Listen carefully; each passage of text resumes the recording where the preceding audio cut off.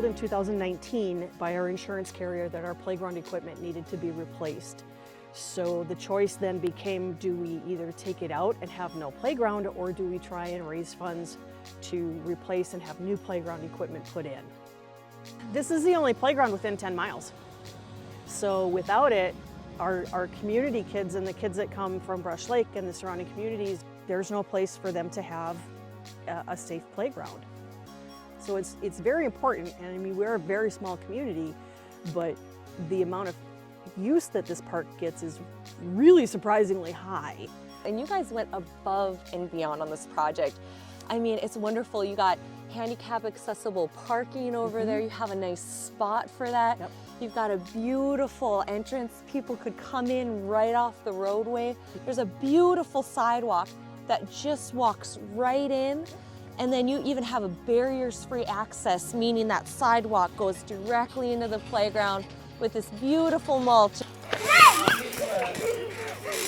This helped my granddaughter too with her handicap, you know, because she's got that nice wide sidewalk that we can bring a little trike up here for her.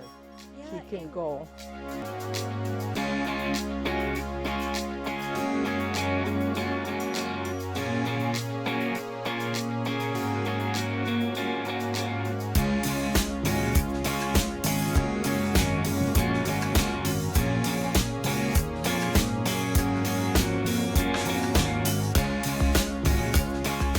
Not only did we have monetary donations for the park, we also had gentlemen in the community that came and donated labor, excavation for the playground itself, or the piece of sidewalk that connects now to the playground, and for the parking pad.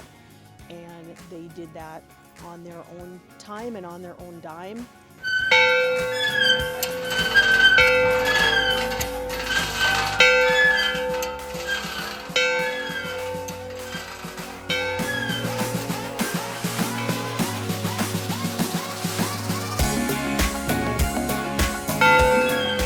If I'm up here working and then I'll say, you use the bathroom, now you have to ring the bell.